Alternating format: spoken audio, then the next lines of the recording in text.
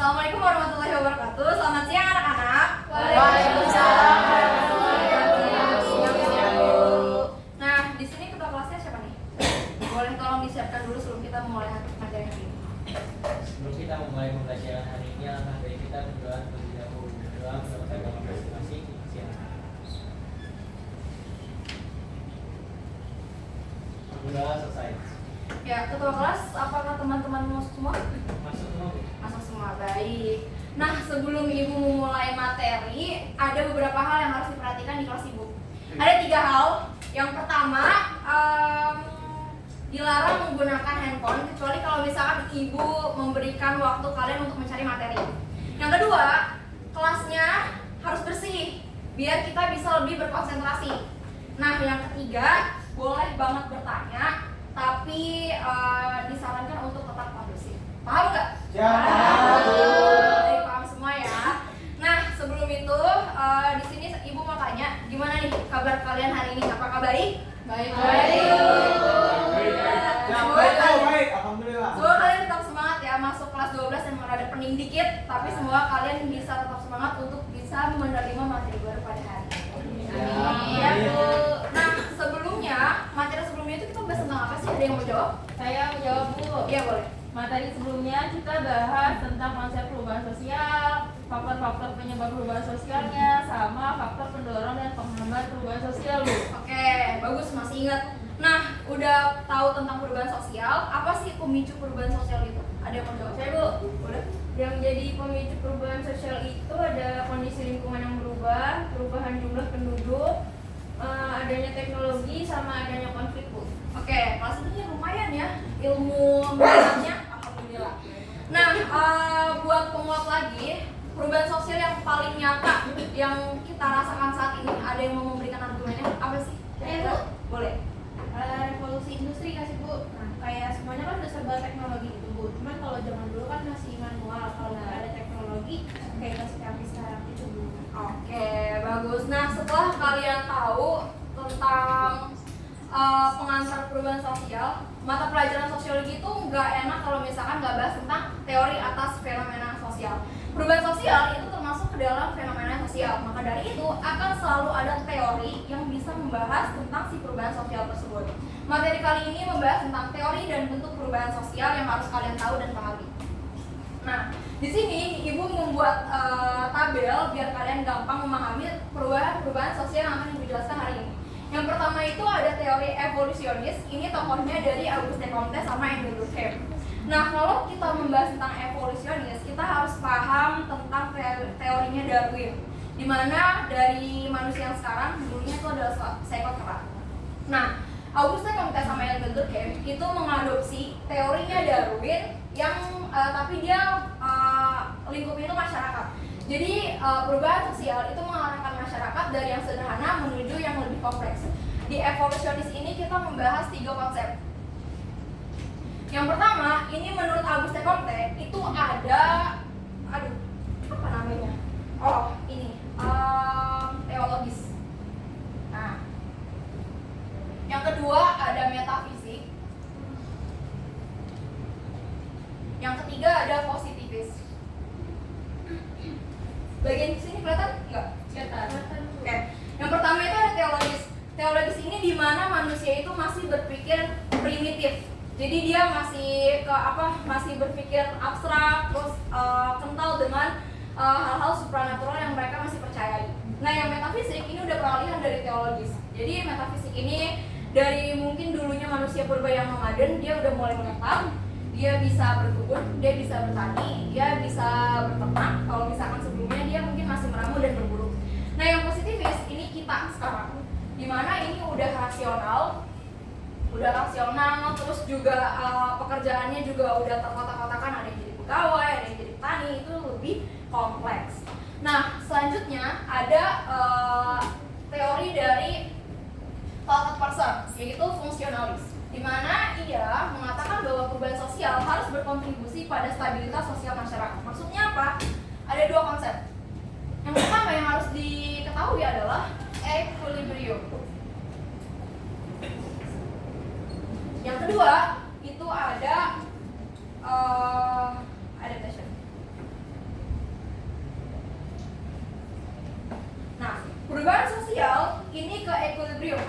keseimbangan sosial.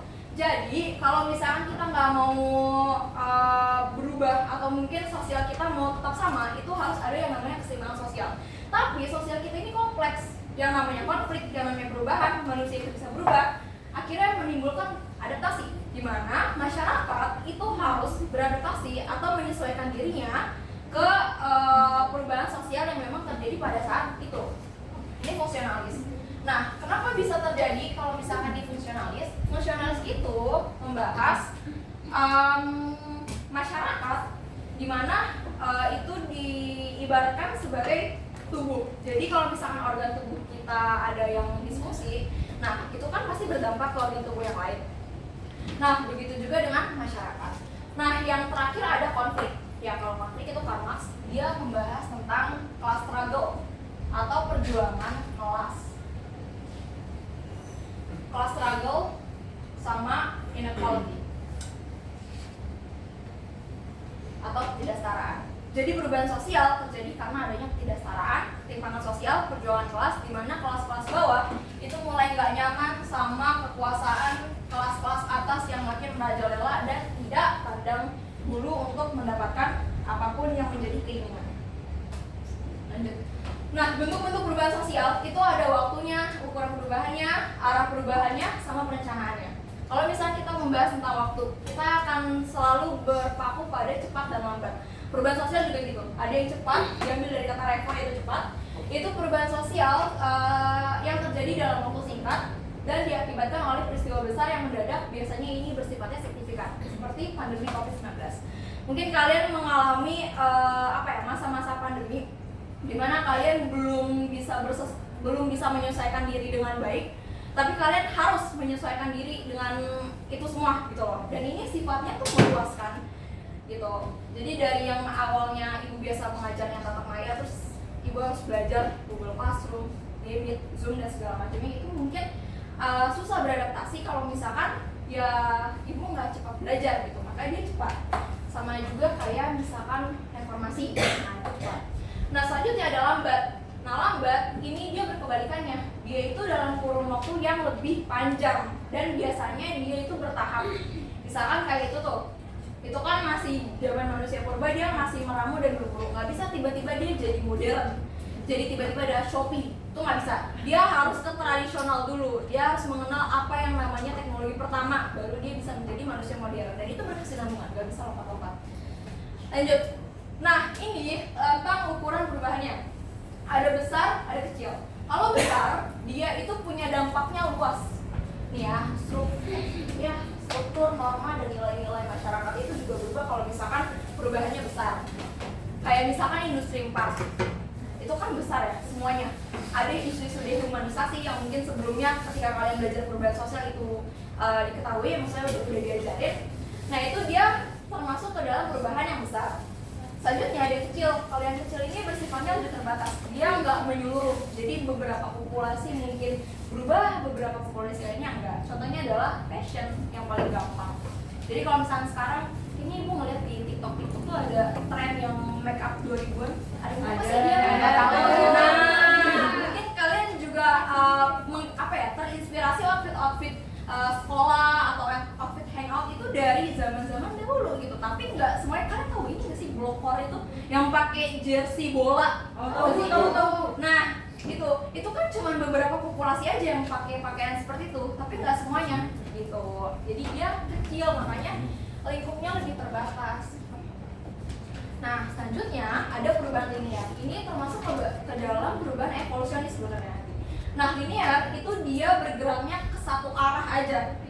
Dia cenderung progresif, misalkan dari primitif, tradisional ke modern. Jadi dia ke atas saja, nggak yang berkelok-kelok. Nah, itu linear. Jadi satu garis lurus gitu. Nah, selanjutnya ada yang multilinear, di mana perubahan ini itu mengikuti berbagai jalur atau arah gitu. Jadi jalannya itu dalam kondisi dan konteks yang berbeda itu bisa berbeda. Kalau misalnya kalian memahami materi sebelumnya, ada yang namanya modernisasi, kita udah pakai Shopee, tapi beberapa orang lain lebih memilih untuk belanja offline. Nah, itu kan berbeda ya. Ada juga yang memang gak usah jauh-jauh, di beberapa wilayah Indonesia ada beberapa suku yang memang tidak mengikuti arus perubahan zaman. itu ya masih tertutup dengan modernisasi. Jadi di kondisi dan konteks berbeda, modernisasi itu nggak menyeluruh gitu. Itu namanya perubahan multilinear. Nah selanjutnya ada perubahan siklus, di mana perubahan siklus ini dia berulang, terjadinya dalam pola melingkar. Jadi masyarakat itu akan kembali ke tahap sebelumnya yang pernah dilalui, tapi mungkin ada dalam bentuk yang sedikit berbeda, gitu. Nah di sini ada yang mau bertanya terlebih dahulu? Oke. Nah selanjutnya itu adalah yang direncanakan dan tidak direncanakan. Kalau direncanakan ini pastinya lebih terorganisir dan memang butuh perencanaan. Nggak usah jauh-jauh, pembangunan di sini tampak LRT yang bikin macet parah. Nah itu perencanaan masuknya kan, karena dia ada tujuan tertentu, ada pelaksanaan yang terorganisir dan melalui proses perencanaan. Beda dengan yang tidak direncanakan, dia itu di luar kontrol manusia, misalkan kayak bencana alam gitu, karena ini kontrol Tuhan. Nah selanjutnya, oke. Ada yang mau bertanya dulu nggak sebelumnya? Oke, boleh. Tentang apa? Tadi yang tentang perubahan siklus itu, kalau misalnya pergantian kekuasaan itu kayak dominasi partai itu termasuk ke perubahan siklus kan? Waduh, kamu ini ya bahas politik banget ya? Ya. Nah, tadi dominasi partai panas banget kayaknya, hot banget beritanya. Kalau misalkan perubahan siklus itu lebih ke negara-negara yang bersifatnya monarki.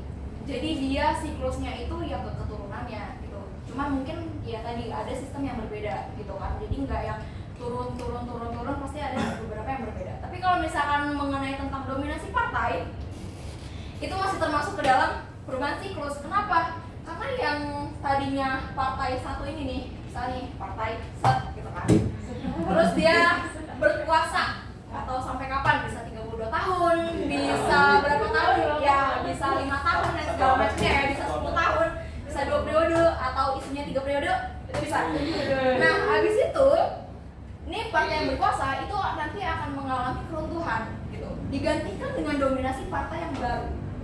Nah, gitu, makanya dia termasuk perubahan siklus. Tapi sebenarnya negara demokrasi itu nggak siklus. Kenapa? Karena harusnya yang namanya kekuasaan itu bisa diambil atau itu hak dari semua rakyat, nggak cuma dominasi kalangan tertentu. Terima kasih pertanyaannya. Nah, oke, ada lagi mau bertanya? Cukup. Nah, sekarang untuk kalian bisa mengidentifikasi bentuk-bentuk dari perubahan sosial. Ibu mau bertanya, nggak bertanya sih. Ini ada game, jadi ibu akan membagi 2 kelompok berbeda. Kalian boleh berkompetisi, boleh berdiskusi dan segala macam ya. Jadi, oke. Nah, di sini ada 9 gambar dengan 9 bentuk-bentuk perubahan sosial. Jadi nggak ada yang namanya nilai impas 5-5 nggak ada. Jadi ada yang menang, ada yang kalah. So let's get started. Yang pertama itu adalah perubahan fashion. Perubahan fashion, kata kuncinya apa dia? Dia nggak menyeluruh.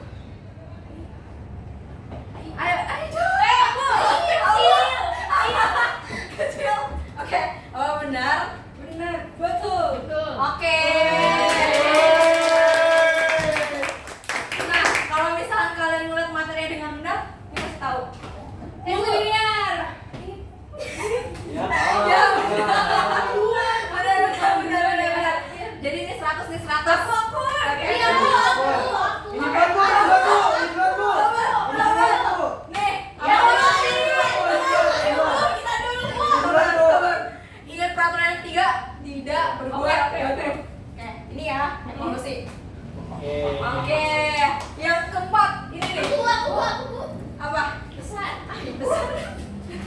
Apakah benar? Ya, oke. Boleh lagi, ini pasti tahu ini.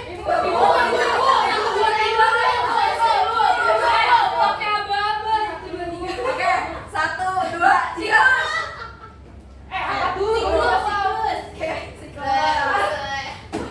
Nah, oke, yang ini 1 belum. Coba 1, 2, 3. Ya, revolusi. Udah. Aja. Nah, 3 lagi. Ini gampang. Ini apa nih? Linier, Bu. Ya, tuh. Linier. Oke, baik. Nah, 3 mau